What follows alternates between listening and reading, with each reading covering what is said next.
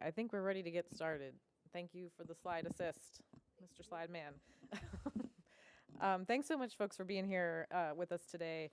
My name is Chelsea Barnes. I'm the Director of Government Affairs and Strategy with Appalachian Voices.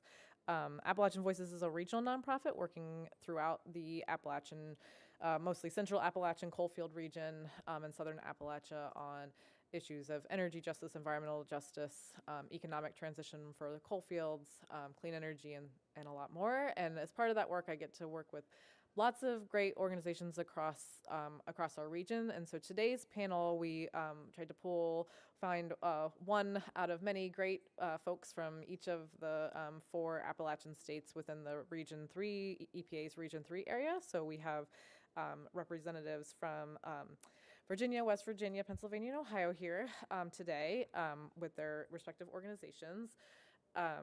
And I'm going to do a little bit of brief framing about the issue of just transition and environmental justice in the Central Appalachian region, and let folks introduce themselves about their work. And we're really just going to have like a discussion. We don't have Tasha's got some slides, but we're gonna just kind of keep it pretty casual. And so if you have questions throughout, please don't hesitate to raise your hand. Recognizing that a lot of folks at this conference, at this event, are from the Maryland area and maybe not as familiar with issues going on in Central Appalachia. I just wanted to start with a little bit of framing with my slides that are not here. So just imagine really wonderful graphs. The biggest issue that we deal with, or that I deal with in the Central Appalachian region is coal mining. So we have the region was the biggest exporter producer of coal, Pennsylvania and West Virginia being the 2 biggest producers in the country. And then Virginia has still a lot of production, but it's very concentrated to just a handful of counties in the southwest corner. And Kentucky as well is a very big producer, but not in the Region 3 Tic-Tac area. That was really a big boom in the early gosh, I do need the graph. Okay. We've seen a big decline in the last 20 years, starting about 20 years ago. Coal really started to go down. And we all know that coal was causing harm all that time that it was doing well. But as it's declining, it's causing even more problems because coal companies aren't cleaning up their mines the way they were supposed to, and really just abandoning everything from physical infrastructure to open mine portals themselves to roads that are degrading, all sorts of problems throughout the region. This causes water quality issues, landslides. It makes flooding events worse because you have just, instead of having lush vegetation on a hillside, you have nothing on a hillside. So it makes the flooding much worse. This decline in the coal industry has also led to big economic dips. So we see the Central Appalachian region has much higher rates of unemployment, much higher rates of poverty, and folks just, the wages are at much lower rates than the national average, and folks are just being left behind. We've seen some improvement in recent years. I also had some really nice numbers on here that in recent years, things have been getting, by some metrics, things have been getting better. There's been a lot of push from local grassroots, from community groups, from the federal government to try and really help bring this region along. And where we see the most success is when we've got great community-led organizations on the ground leading that work. So very excited to let these folks speak. On the agenda, we had Brad Davis from West Virginia, who is not able to join us today because he was sick. So we're very happy that Renato was able to join us today, but he'll speak a little bit about Brad's work, but just wanted to make that programmatic note that we do have a replacement speaker, and we are very appreciative of his willingness to do that, and the fact that he was here and could just pop in. So with that, I'm gonna let Tasha kick us off to introduce her work, and then we'll go around it and have the other folks introduce themselves. Thank you, Chelsea. All right, good afternoon, everyone. My name is Tasha Vaughn. I'm the development coordinator with the Alliance for Appalachia, and we are a coalition of 20 different member-led grassroots organizations working on environmental justice around Central Appalachia. Our original mission was around mountaintop removal coal mining, but recently in the years that we have been getting to a just transition and economic development, some of that has changed. Can I have my second slide, please? So here are some of our original member groups. Appalachian Voices, which Chelsea is a part of, you can see is on there. Southern Appalachian Mountain Stewards, which I'm a part of, is on there as well. So you can see we cover a lot of land. Next slide, please.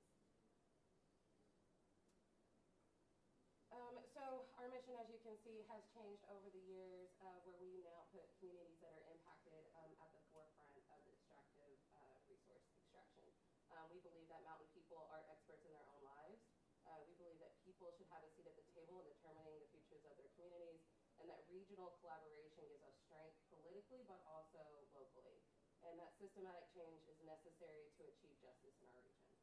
So these are the core values and beliefs that we hold as a coalition whenever we are working together in teams. Next slide, please. We adopted recently the HIMA's Principles for Democratic Organizing. If you have not heard about these, I suggest you go and take a look. They have been part of democratic organizing on grassroots grounds for a long time. Next slide, please. And really, this is probably stuff you already practice, but these are things that we just speak to make sure that when we come together, that how we move together is just as important as what we move together. So being inclusive, emphasizing from bottom-up organizing, letting people speak for themselves, working together in solidarity and mutuality, and building just relationships among ourselves, commitment to self-transformation. Next slide, please. And this is how we put all of those principles and values into action. We have adopted a framework from the Climate Justice Alliance. It is a national environmental justice coalition that is Black and Indigenous led. So that's really important for us in Appalachia, who aren't always have access to those communities at large, for us to be able to be part of coalitions that can help us lead with integrity. So a lot of our groups that we have, the 20 groups, will be working somewhere in this field. We started mostly in the stop the bad, stop coal mining, stop mountaintop removal, and now we're kind of moving into that build the new. Next slide, please. That might be the last one. Actually, yeah, so that's the last one. So we have 4 different teams that we have that does this work. We convene virtually. We have a federal strategy team where we come up with advocacy around the different issues that each group is dealing with. We have a community resilience team, which really practices mapping some of the impacts of the flooding that Chelsea was talking about, from both the logging industry and the mining industry, but also what were the resources on the ground that were able to respond, that were not government, and that were not 501c3s, because this will happen again. So we're trying to figure out what is the best community responses. And then we have a learning circle, which is our popular education circle. So as we, again, are doing the stop the bad, we're trying to build the new, and educating ourselves in that. And something that has come out of those discussions is disability justice. So incorporating that as we go forward as environmental groups.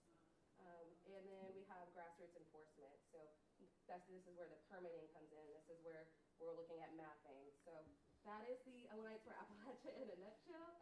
And I just help coordinate the folks to do this. I help find money to do this. And I come and speak about our work in front of you all, so that you will either join, ask your groups to join, or always donate to our causes. So thank you. Sorry again. I'm gonna go down the line here and let the other folks introduce themselves. If you can, Annie, I'm gonna start with you since you're closest to me, and because of our requests. So just tell everyone about your community and the work you do. Hi everybody, I'm usually soft-spoken, so I'll try to be loud. Annie Regan, I am the campaigns director at Penn Future. Penn Future is a Pennsylvania statewide 501(c)(3) nonprofit, and we do policy work on the state level mostly, but also some federal work. We have a legal team, and we have an advocacy team. And as the campaigns director, I oversee all of our different campaigns relating to energy, water, and air quality. And so I've been with Penn Future in the southwestern part of Pennsylvania for almost, next month will be 9 years. And the issues that we face in terms of a just transition, Pennsylvania being a very particularly hard state to talk about energy-wise due to fracking, it's really interesting, especially, of course, with this upcoming election. It's a hot topic of discussion of, even though most Pennsylvanians are against fracking, most of our Democratic-led politicians continue to see it and advocate for it. So we're in a very tricky position where we are trying to, that was my first initial passion for wanting to be in this field, as I knew a lot of folks in my neighborhood that were impacted by it, learning more about it and seeing the side effects from children was very devastating to me. And so on the state level, we do a lot of policy work, and we have this great program called Activists for the Climate Activists for Conservation and the Environment. And so we train folks how to talk to their state legislatures and also their federal congressmen, because it can be very intimidating. The average person thinks they can't talk to their legislator because they're not a policy wonk, they don't know the jargon. Environmental issues can be very, very tricky. We break that down and provide fact sheets, one-pagers, and let folks know we have a few training programs that it's actually, you should be the ones talking to them. They don't want to hear from us. They want to hear from people that are voting them into power. Those are the most impactful. Your stories are very, very compelling. And so we do a lot of that sort of training. We send out action alerts, and we also host workshops for, of course, letters to the editor, opinions, etc. And so there's a lot of that work being done. And with all the federal money coming into Pennsylvania, there's been a lot of great progress in terms of battery manufacturing in Turtle Creek, Pennsylvania, more solar farms throughout the state. However, there are some questionable ways and projects, for example, a plastics recycling facility being placed in Erie, Pennsylvania that's going to burn plastic is somehow a climate-funded project. And so a lot of folks, and this is in an environmental justice community, are questioning that. And so that's where Penn Future kind of educates the community members, bringing in action, talking to media, training folks on how to talk to their legislators about this, talking to the media, talking to their local council people, and just making sure that we are the watchdogs for what's happening on the government level, on the local, state, and federal. So that's kind of a nutshell of what we do, but also our legal team is what makes us really, really successful, especially when there is a lot of political backfires and not a lot of progress being done in Congress. And so we can use our legal team that really helps us make progress when policy seems to be on a halt. So I will pass it along. Good work. Hi, good afternoon, everyone. My name is Renato Castillo, and I'm the Region 3 Tic-Tac Coordinator at West Virginia State University. I'm sitting in for Reverend Brad Davis. I'm not a reverend, but I have 10 years of Catholic school under my belt, and my son was baptized Methodist, so I'll do my best. I would just quickly like to speak a little bit on the work that he's doing in the southern part of West Virginia, which historically was the primetime producer of extraction of coal throughout the entire region. So the work he's doing in West Virginia, along with another reverend named Caitlin Ware, is called Reimagine McDowell. And he is trying to do workforce development, access to more grocery stores for local communities. There's a note here that the county of McDowell County is 535 square miles, and there's only 3 grocery stores there. And so a lot of that stuff, if you guys have ever been to rural West Virginia or Save-A-Lots, Dollar Generals, not necessarily the highest quality of ingredients you can obtain. The other issue that West Virginia faces, and it's endemic to not only the southern part of the state, but really the entire state itself, and these are some sobering numbers. So the national poverty rate in the United States is 11%, right? That is, the federal government sets a certain amount of money. For a family of 4, it is it's $31,000. In West Virginia, the poverty rate is 16.7%, right? And so in McDowell County, which at one point was the poorest county in the entire United States, the poverty rate was 31%. And so this is the type of not only infrastructure, but supremely disadvantaged populations that, you know, Reverend Davis is trying to administer the word to, you know, the word of Christ, but also help these people to find some type of meaningful economic gain. And it's a supreme challenge. And I don't mean to focus entirely on negative things, but it's important to set the stage. The EPA uses the term disadvantaged community when they're talking about environmental justice and how they determine funding. So in West Virginia, 46% of the entire state is considered a disadvantaged community. So we may not have, say, a high percentage of population centers or, say, large populations of predominantly black and brown people, but what we do have in West Virginia is generalized poor health outcomes for everybody. And there's no way to spin that. It's just very detrimental. And a terminology that describes West Virginia is what's called diseases of despair. That is overdose, suicide, alcoholism. In West Virginia alone, compared to the entire United States, there's a 60% higher chance of dying of a drug overdose, typically from fentanyl, heroin, morphine. A lot of that are the effects of drying up of opiate pills. And so as those pills have dried up, a lot of people are addicted and unfortunately switch to fentanyl or street narcotics.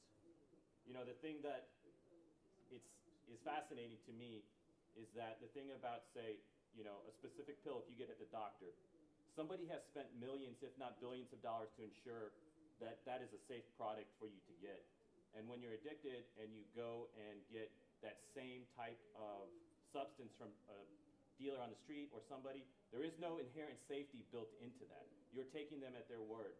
And so, yeah, it's a huge problem facing not only West Virginia, but the surrounding Appalachian region, but West Virginia particularly has been hit extremely hard by this epidemic. And McDowell County is part of it. You know, it's called diseases of despair. Well, where does this despair come from? It's the lack of jobs. It's the lack of economic viability. And Reverend Davis will tell you, frankly, it's the lack of hope. You know, these people don't have an outlet for a better future, or at least in their vision, there is not an avenue for them to change their standing. And so the work that I aim to do and the work that he is doing is to just give people in our state a chance, you know, a chance for something as simple as turning on your faucet and not having to worry about drinking lead, you know, or breathing in coal dust or ethylene oxide. And our state is a really wonderful state, but they have done themselves a huge disservice by holding on to these legacy industries, coal mining, chemical production, timbering. They are just inherently dangerous operations. And yes, these operations can provide people an option, you know, for economic gain. But the problem is the market has spoken. They're just not economically competitive anymore. And yet, politicians, people, we have a coal miner on our state flag. And so that is the type of historical context you have to deal with when you're trying to educate people about change. And so that is the challenge. That is the challenge I face and anybody in West Virginia in the climate, you know, economic, health space face. So I'm optimistic, but I'm also a realist. And so, you know, it is definitely work. And, you know, we will overcome it as best we can. So thank you, guys. Let me talk.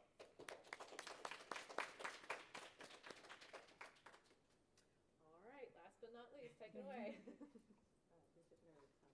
So good afternoon, everyone. I am Bishop Marcia Dinkins, the founder and executive director of the Black Appalachian Coalition and Black Women for Change. Our work is in the region of Central Appalachia, so we are in Ohio, West Virginia, PA, and Kentucky. We also go around to the Ohio River Basin, which is Michigan, Indiana, Wisconsin, and the Midwest, and so they're connected. I'm not going to really talk to you about like the issues because you've heard it all. You know, we work on the issues, and so what I'm really going to talk to you about, or about our work, is rooted in the fact that we are the issue. We are the one who is at risk. Everything about our lives is what's at stake.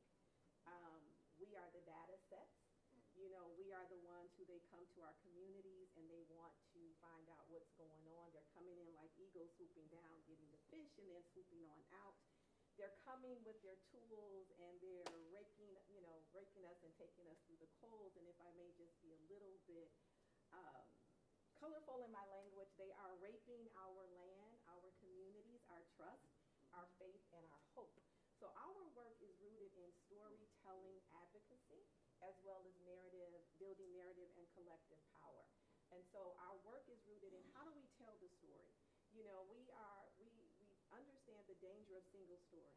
And the danger of single story is that one person is telling the story and everybody's believing the story. You see that just with the Haitian people.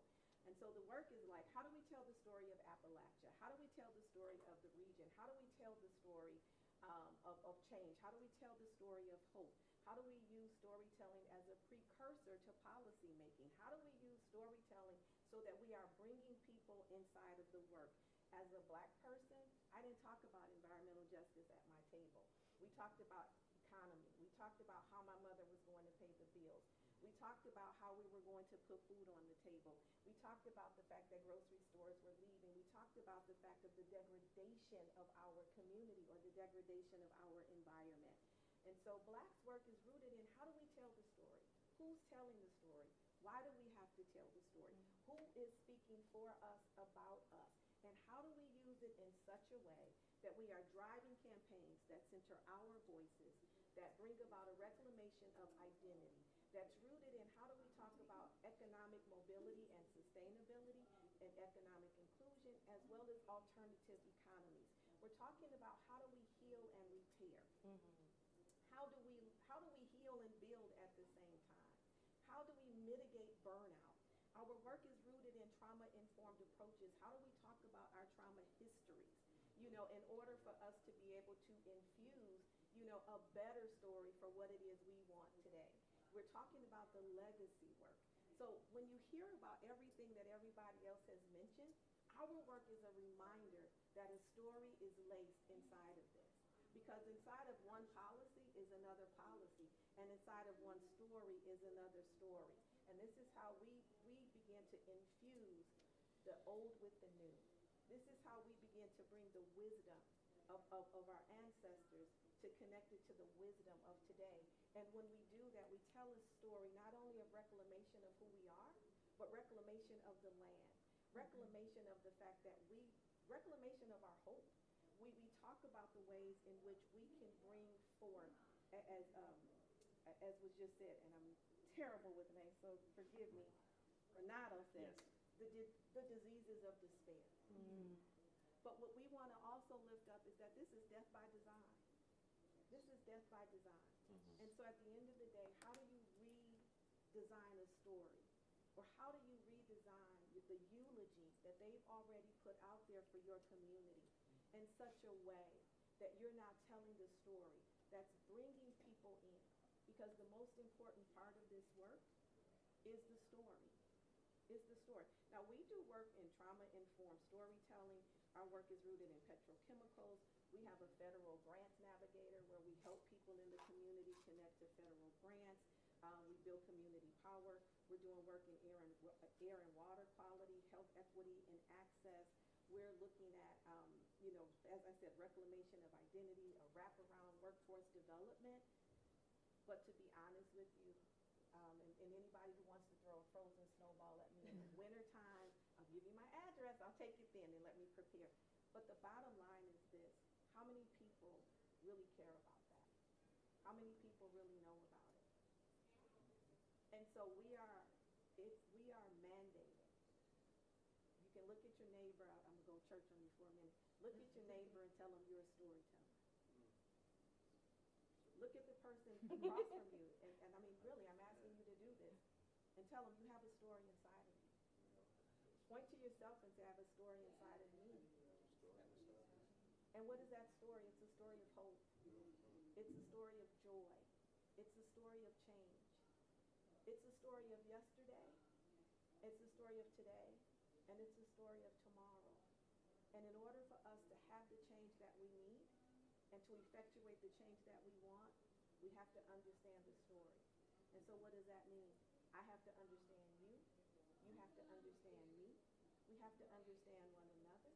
We have to build a curiosity, not just on the issue, but the fact that we are the issue, and build a curiosity about knowing Bishop Marcia. I want to know Renato. I want to know this gentleman in front of me, because we are not in 50 different fights.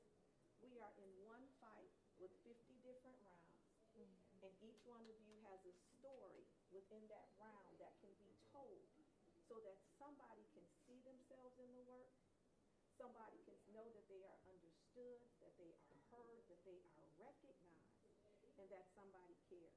So our work, even though we do a lot of issue work, is remembering to highlight the heavy and the hope, so that we can heal for the change that we need today. Thank you.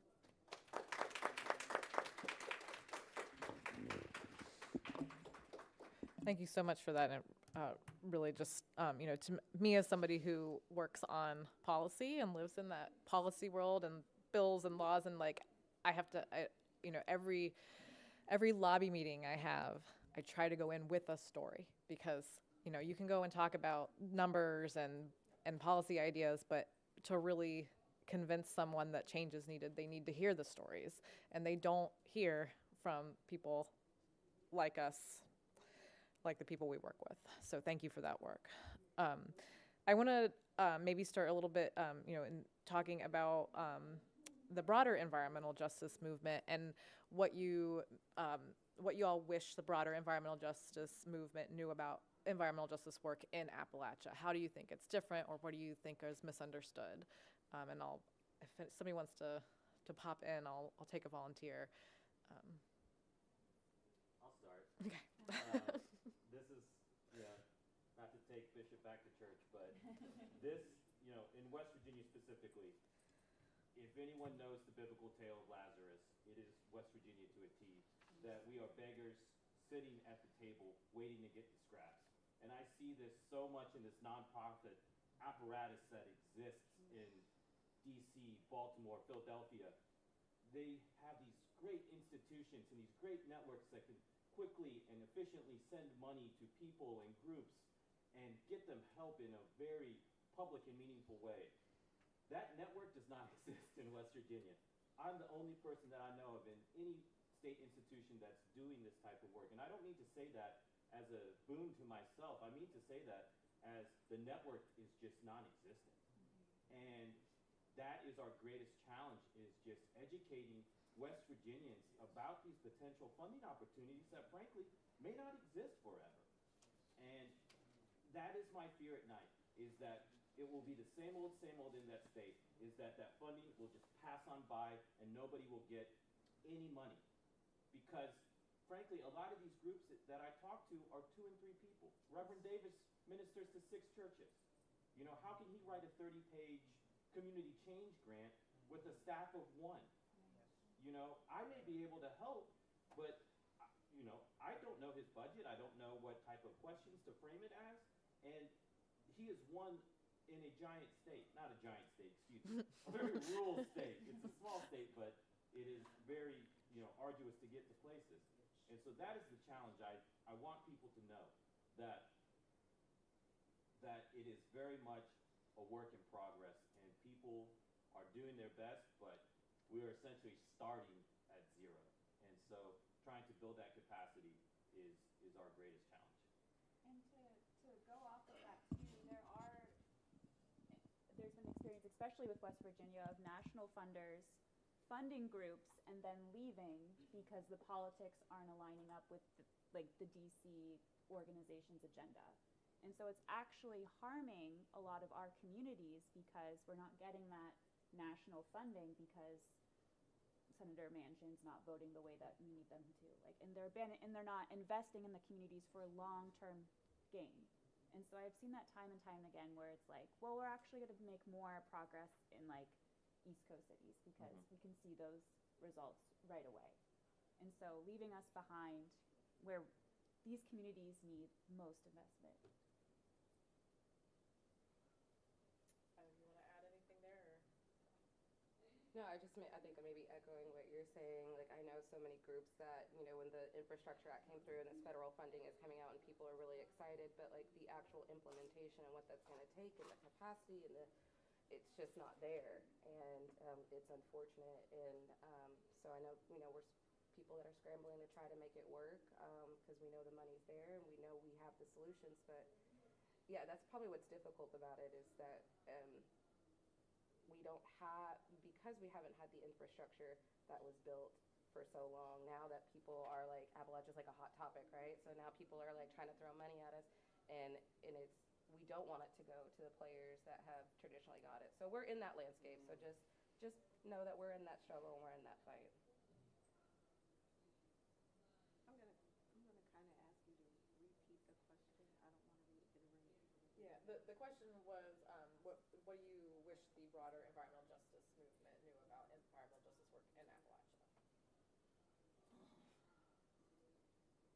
I wish people knew and understood, number one, the reality of Appalachia, and how the Appalachian environment is really a source of it's a resource that, and those resources are being taken away, you know. So when you think about when you go into other countries or continents, you know, how there's so many resources there.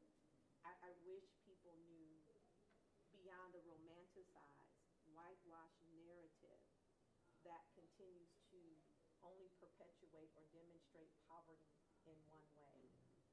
And I wish people really knew that that in order, the Appalachian is not apathetic. It's not rooted in apathy. It's not rooted in acquiescing. It's not a place where people are giving up. It's not a place where people find themselves lost. It's really not a place of hopelessness.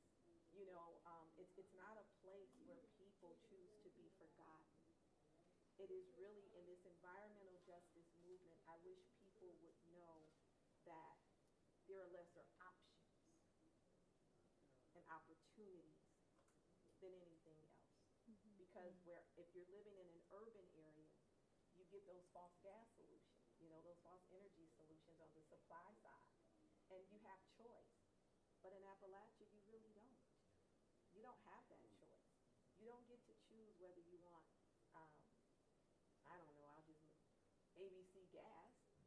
And you know, and you can go to DEF gas or GHI. You don't have that.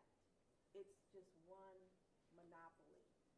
And I wish people would see Appalachia, Central Appalachia, and the 13 counties as someplace as viable and valuable rather than disposable.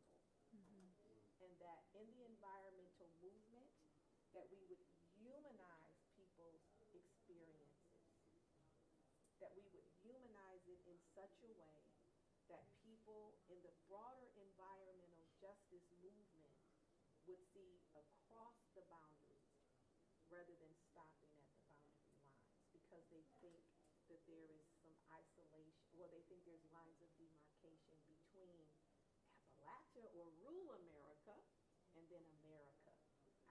My hope is that they see people as people and not these right-wing words that have already put lines of demarcation and isolation between us. And finally, I want the environmental justice movement to know that it's not, that we don't have to remain colorized or racialized, because that's what happens. There's color barriers there. And so we colorize the movement. And so what happens is, as a black woman or a black person, I kind of just speak from the black perspective. But when we understand what racism has done, black people experience it at high rates of disparity, brown people, immigrants. But their racism has also attacked white people of low wealth, brown people of low wealth, Native American people of low wealth. And I wish that if we could move beyond the colorizing boundaries to see that racism is just not a black person's problem, it's a community problem. It's an economic environmental justice movement can say, yes, there's environmental racism, but this environmental racism has attacked and assaulted not just Black people, not just this Black community, but the surrounding communities as well, because people are living in poverty, not because they choose to, but because of the racial impacts from racism, environmental racism, and all of the other things that environmental racism brings in that creates the hazards, the harms, and as I've heard folks say, to cause people to lose the hope. So I wish they would, I wish the environmental justice movement knew that and the strategy in which we can move beyond that. Can I ask a question? As far as someone outsider, so I got a couple things I kind of need to roll off. I want to go back to like years ago, 60 Minutes. I think it was either 60 Minutes or ABC News did a feature on, I think it was West Virginia, in reference to Mountain Dew, the settlement that they made because of, I guess, the kids not drinking water and kids are drinking Mountain Dew and the Chiefs is rotting out, and there was a settlement behind that.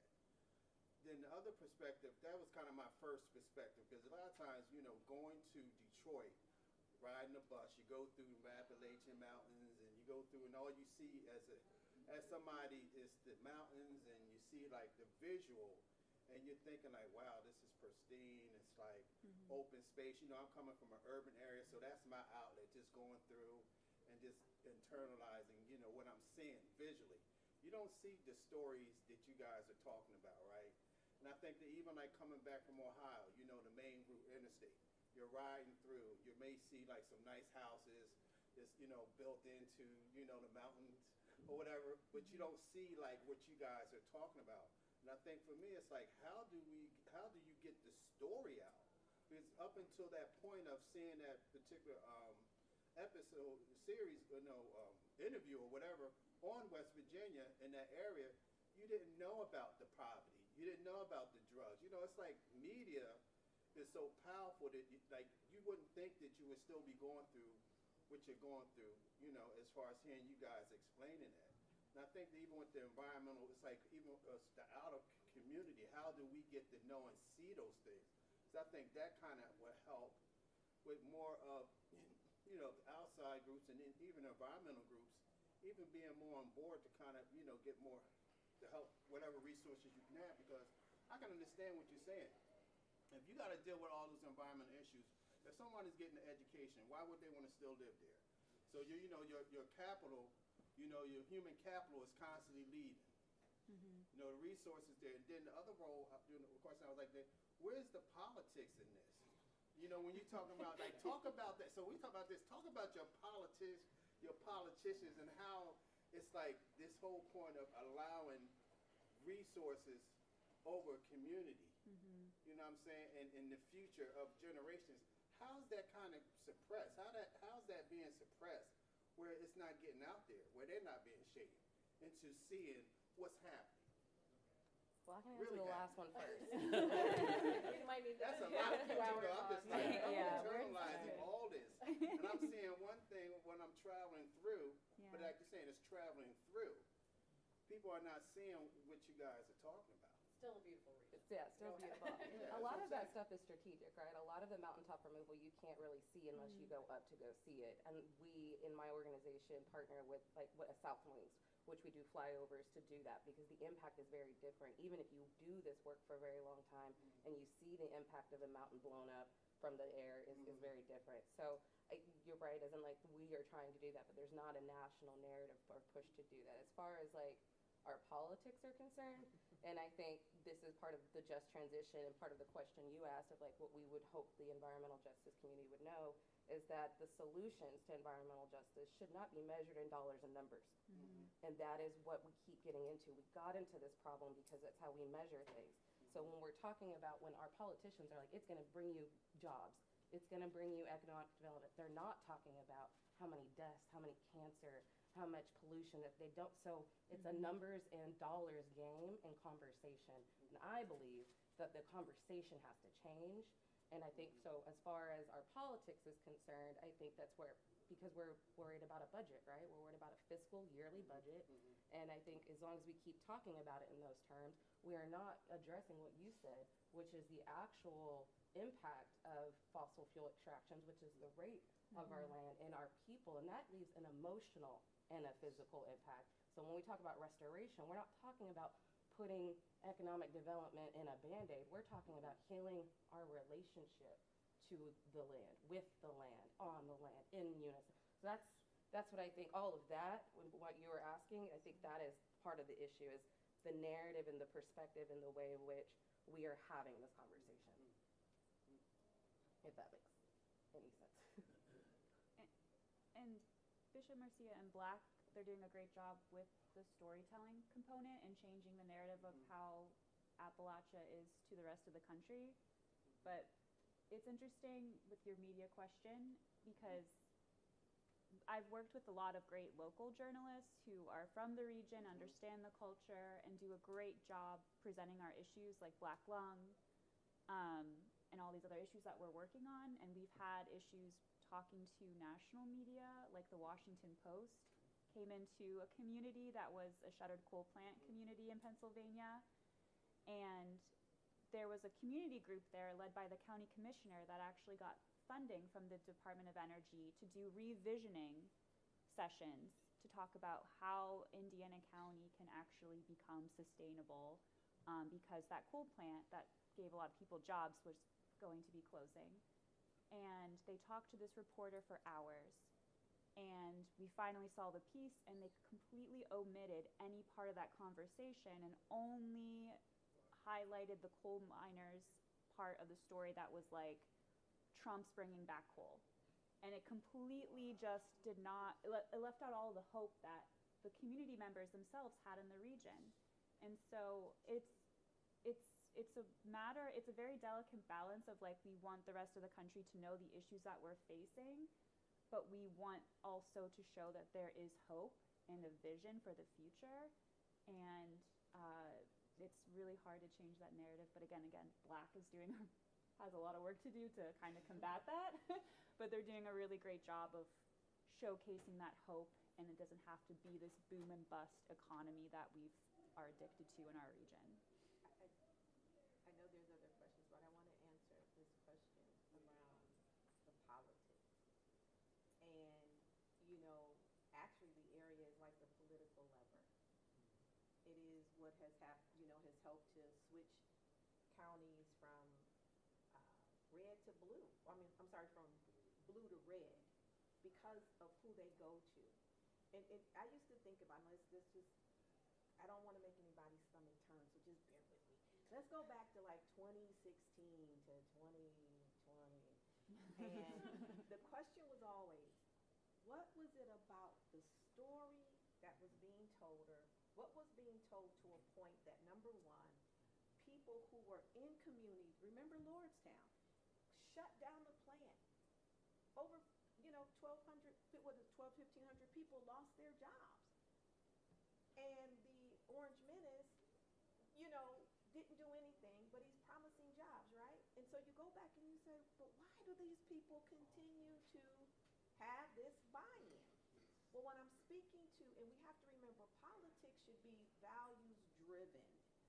And so this is why you can find why did Hispanic people, Trump is doing all of these things to immigrants and Hispanic people, but yet you have Hispanics or Latinos for Trump. And you have these people for Trump, and he's doing so much degradation. And these people are losing jobs, but yet they stay loyal. Why? Because the message was tagging into their need. So if I have my community is suffering economically, what's the political lever that I'm going to give you? A false economic conversation. I'm going to make false promise, and I'm going to bring in false solutions.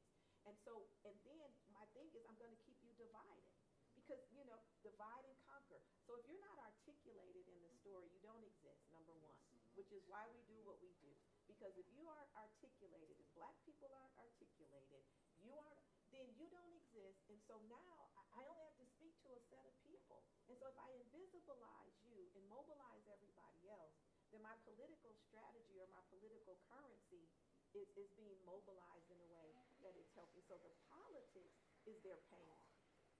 And they have learned to speak to their pain inside of the politics to get what it is they need.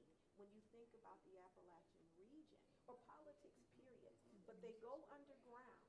Why do you think J.D. Vance, he's not smart. You know, he doesn't even represent all of Appalachia, but he's a tool. I hope I'm not doing C4 talk, because this is a personal, let me say this, this is a personal statement. Yeah. This is a personal statement. I am not making this from the perspective of my organization. Personally, I say he is not smart. Politically, he's a tool. Why? Because he was supposed to, is from an Appalachian region.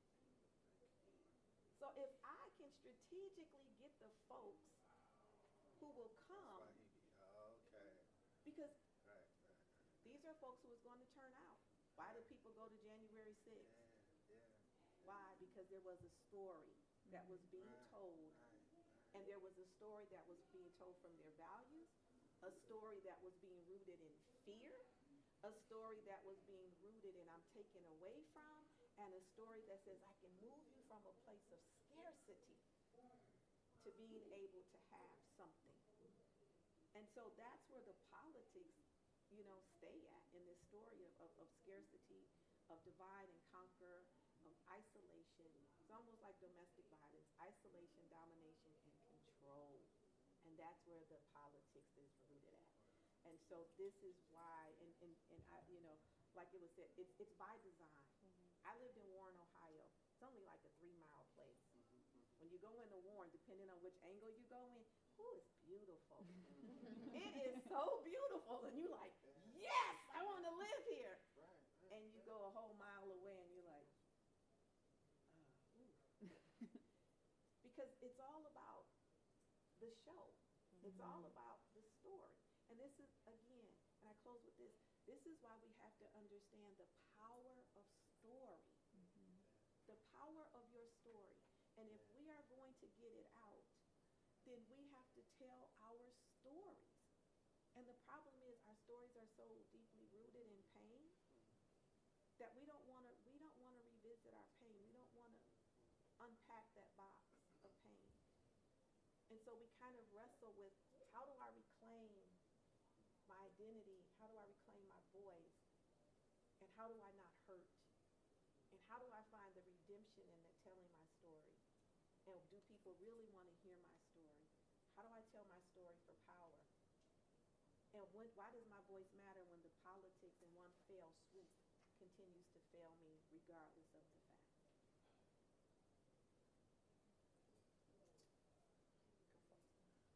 My husband and I are from West Virginia, Rand, West Virginia, Charleston.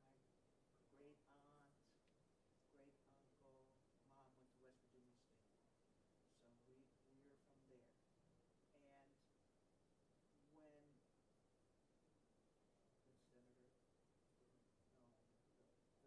this one, you know, the one that, Manchin refused the benefits that we all know, your family in West Virginia still need. My aunts, who are Democrats and astute observers, said he told them that they didn't need it because what they do is waste the money on drugs, alcohol, and going to, what was that? Dollar Tree. He actually told the people who voted for him that. That's the story. That's the story. When we go back to West Virginia, we don't go back lately because it's just too depressing, because it's just so regressed. But so I asked, so you helped me understand, how could he have the nerve to come back after he denied that and told him he denied it and told him why he denied it? And so he's stepping off, and there are going to be 2 Republican senators. That helps. That is the narrative. That's the narrative. We don't live there anymore. My father left in the 60s. You left in the 60s. My aunts and uncles, they all went to Ohio and Detroit. That is the story. You have to believe that. And then, of course, there's lots and lots of integration in a very small black population. So everybody gets watched. What is the black population of West Virginia now? It is relatively small, like under 2%, but it's not non-existent. But this was why I was, but it was the only thing I was saying when she was talking about them coming out and speaking, but it is just so hard to be that minority Yes, absolutely. in a community, because I went to high school and it was like one black person out of 20 or 30 in a class. Sure. And they could say anything they wanted to because I was a minority.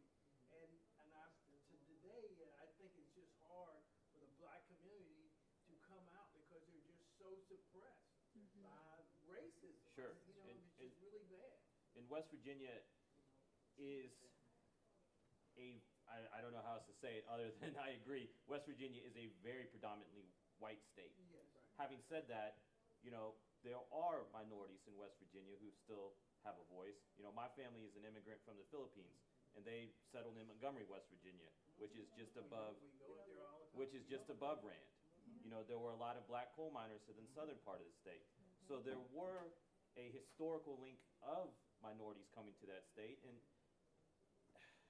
it is a challenge. It is a challenge because, as you said, the narrative of our state is that we are this backwards, insular people. But it has to be more than that. And I know I work for West Virginia State, which is an HBCU, and part of my primary directive is 100% environmental justice, climate advocacy, but my secondary directive is I preach the gospel of diversity in West Virginia because it has to be that. A community is strengthened by that. And to just say we are one class of people in West Virginia is madness. And it can never be that way. I went to West Virginia State, but as soon as you come, most highways, as soon as you cross the West Virginia, the first thing you see is Trump flags. And it's so disheartening. It's very to disheartening. see that. Imagine seeing a Confederate flag in the Yeah, state. well, We seceded from the But Confederacy. There's another issue too. The mining created a high class of salary, and to me, the prices in West Virginia are still there. It's like you're still making that coal miner's money, and you go to the grocery store there. It is, it's really exorbitant the prices that they have there compared to compared to what the people make. I want to say this, just one thing. Even though you're not in West Virginia, or you are, but the point of the matter is we may leave. I don't live in Warren, Ohio anymore, but because of my lived experiences while I lived there, I still share my story. And so my point is we may have lower percentages in our community, but when you look at how many people have left, those stories are surrounding us all over. And that's what we have to realize is we have this collective power all over, like Renato was saying.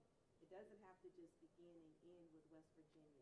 It doesn't have to begin and end, because there are food swamps in West Virginia. The food swamps is Dollar Tree, all of them. They're in Ohio. Folks, I'm from Detroit, live in Ohio. Moving from West Virginia to one of those is like, but the point of the matter is, this is why I said we each have a story in us. Because regardless if you are still living in that area, you have a story that connects to it, that people need to hear. And all it takes is one person. Sometimes it just takes that one to give the courage to be able to say, I'll give it a try. Sometimes you don't even have to verbalize it. Put it in pictures. We do podcasts. Put it in a podcast. Talk about the things that matter the most. A friend of mine, she talks about cornbread and collards. What's indicative, or the story of the area that also brings that joy.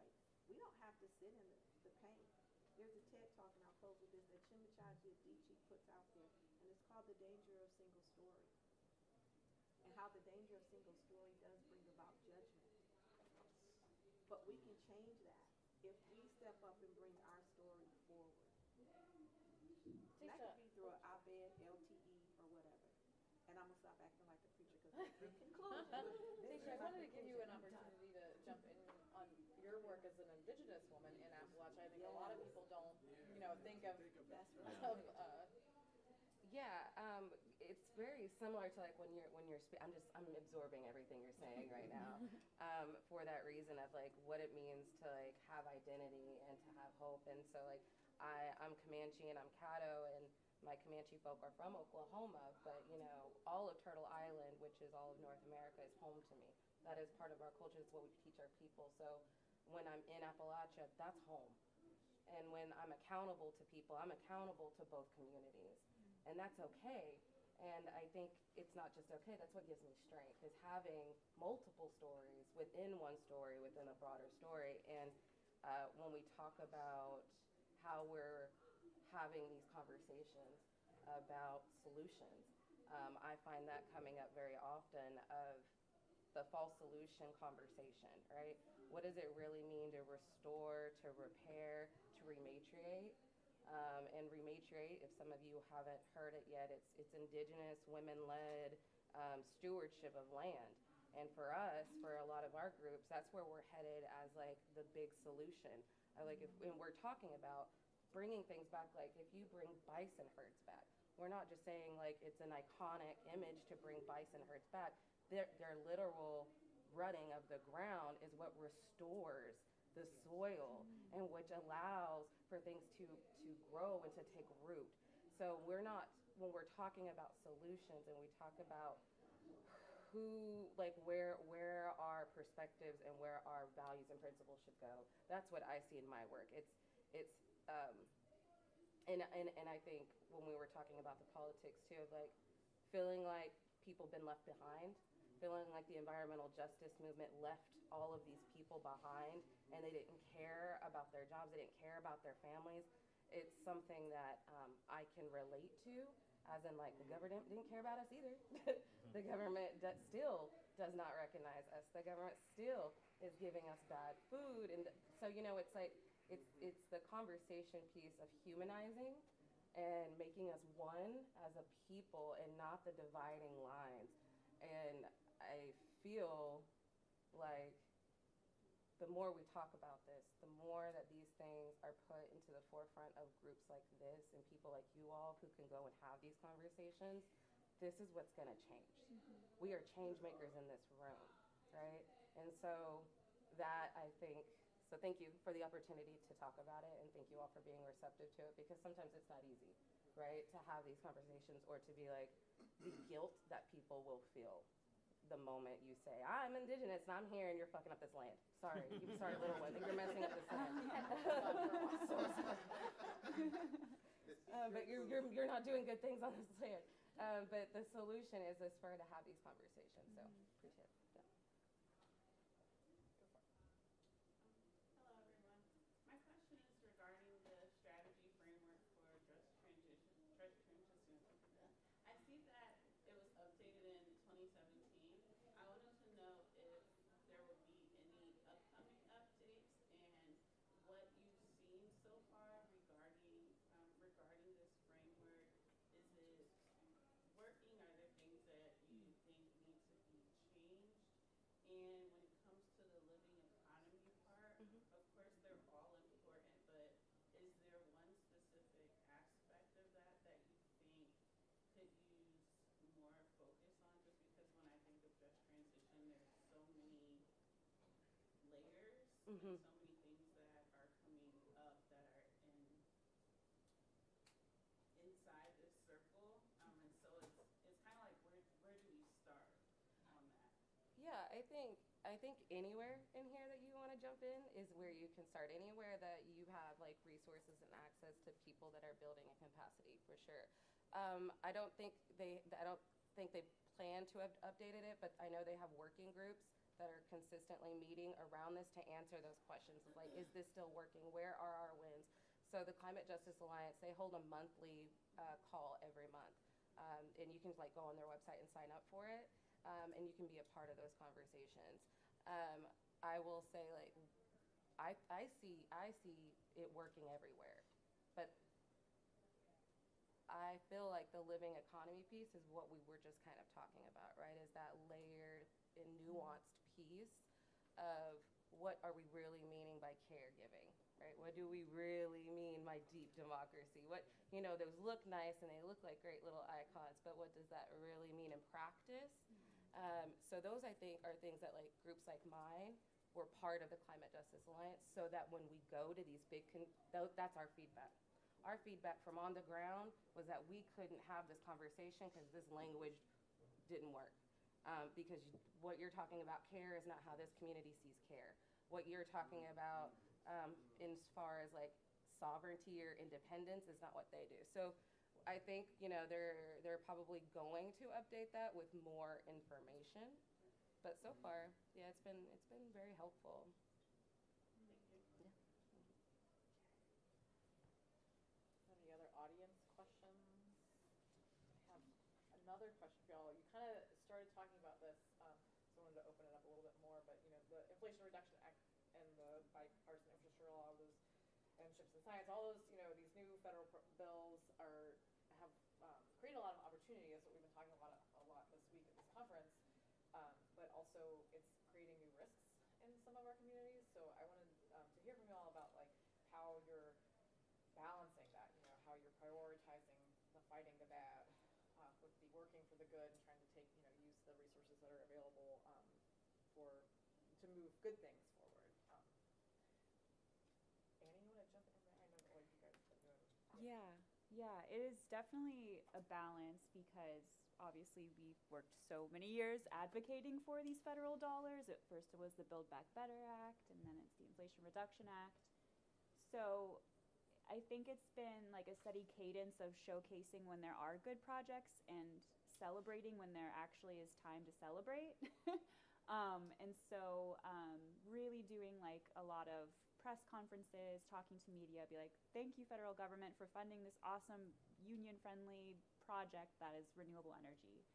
So doing that in its due diligence, but also again, especially with things like this IRG plastic recycling company that's not a green project getting sustainable funding, or hydrogen projects, especially the one that's happening in the Appalachian region, watchdogging that, letting folks know when there are opportunities to talk to government agencies for community listening sessions, and also dissecting the very complicated jargon and science behind that and making it very digestible for the average person. And also letting folks know about community benefits and agreements and plans, and how if these projects are coming in, if they've already been decided and we cannot stop them, can we make them less bad and actually get something from our community from it? And so there's all these different ways to plug in, but I think a lot of our groups are doing a lot of that watchdogging. I would suggest signing up for newsletters for environmental groups to kind of see how you can kind of see what projects are coming in, if you need to kind of call out a bad project, or know about a good project and help show the government that this is something that is actually a sustainable project from the Inflation Reduction Act.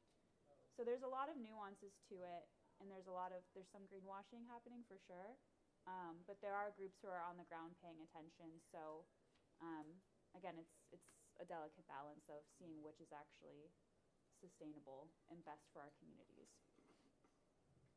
Yeah, I'd agree. I think ours is a lot of like celebrating what we can from it, but also just watching what's coming down the pipe, and making the information and the data something that our communities can like absorb. Part of that, like fall solutions and that. So we're coming out with like a boondoggle report, right? Like these are, so it's kind of the same. It's a balance. They're way more qualified to speak on that because my role is with the TIC-TAC is just frankly to provide technical assistance to community groups. And so I would say I'm not necessarily combing through these people's applications with a fine-tooth comb. I'm just giving them the benefit of the doubt in a lot of ways. Do folks know what a TIC? Do you want to explain what that is? So the TIC-TAC is the Thriving Communities Technical Assistance Center. It's an EPA grant, and Dr. Wilson and Dr. Hollis of National Wildlife Federation operate it, and it runs all through Region 3.